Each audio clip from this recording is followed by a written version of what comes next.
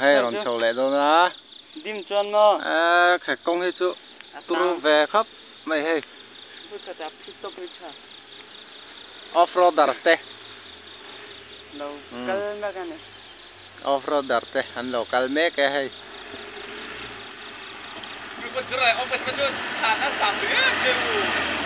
hey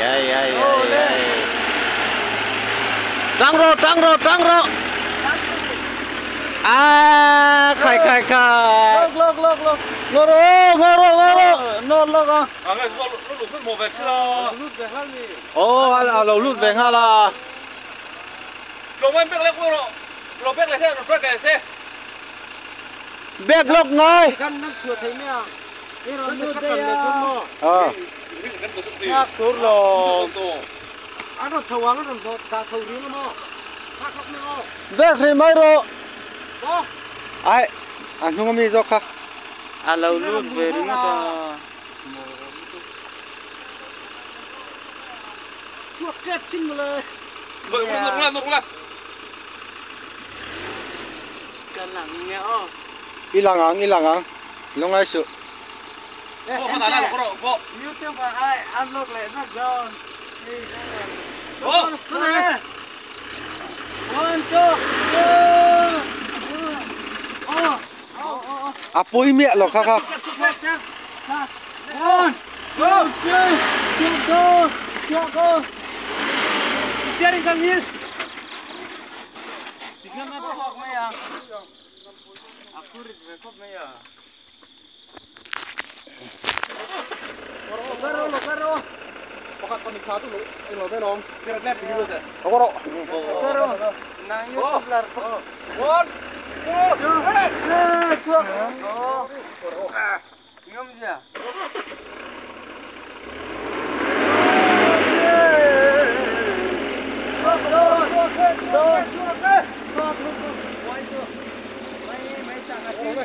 cái quỳ đất ngầm mộ gặp chuột các càng để cho chuột cái là nó khẩu đó. Rồi tên không ăn. Locaro Ngak luang Locaro.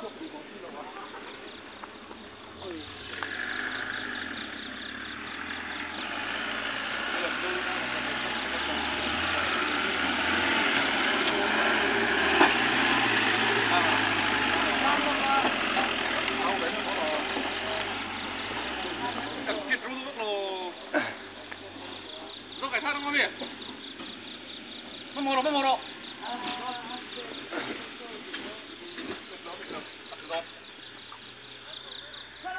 Caro. cái nào chút tăng đầu đấy mà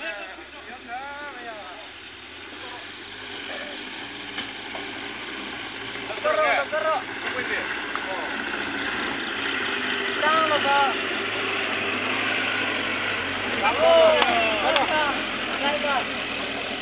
Oh, good.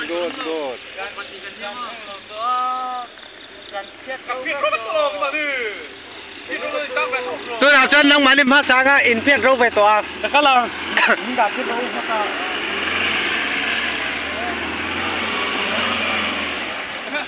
TV nè mà con này Come on man, Hana collection. Come on.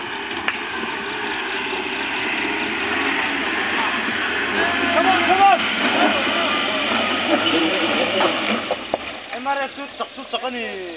Locaro lên. đây là con về Apa kusang pada. cái gì có tụi đeo rồi mà tụi Nah, nang kan juga bukan. Hay chưa. Berapa dia ai? Antara betul.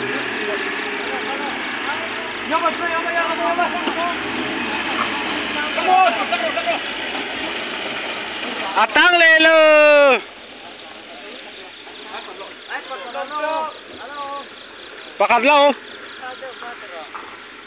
thì anh ấy cũng đâu gặp đâu có mò Ai halo.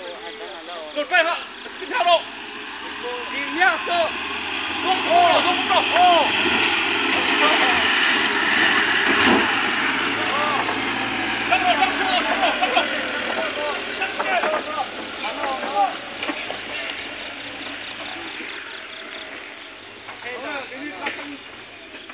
cờ nghiêm chiều cái tận đây là không may đi phát thăng đồ ai chưa đủ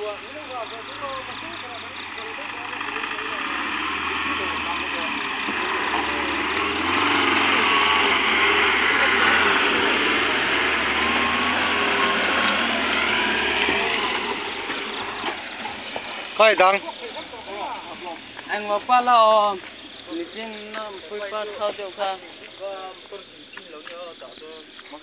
khai lên chuột lô kha epi trăng rõ xe mà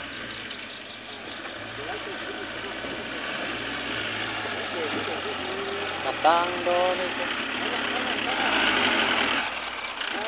Kero atang lah cái này là cái này rồi đi mua ăn rồi ít chuột thấy đi tu ăn rồi hai respect rằng thế biết là thế hai đây là nó phít thuốc rồi phải thật nọ ya hai ra sa rồi ba lo biết lên rồi ăn thôi cũng phân rồi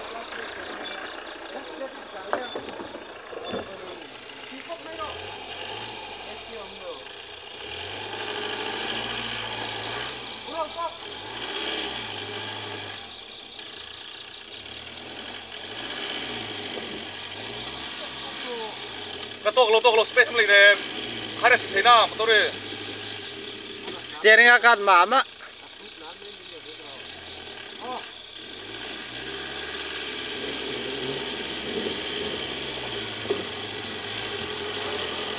nhìn mất bơ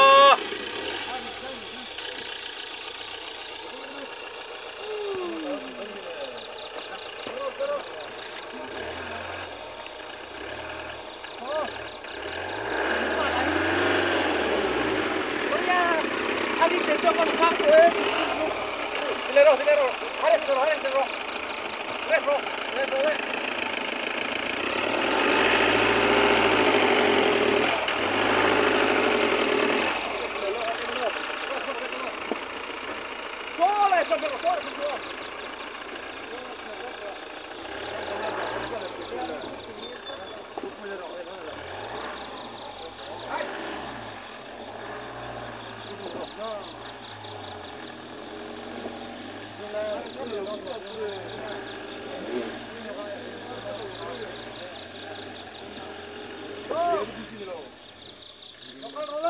bóc đồ đâu hay là có phải sống trong rác đấy hay là sống rồi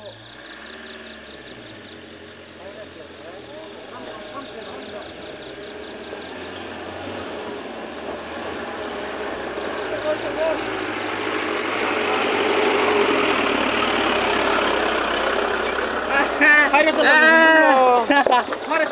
rồi ê, cần chuộc vét kìa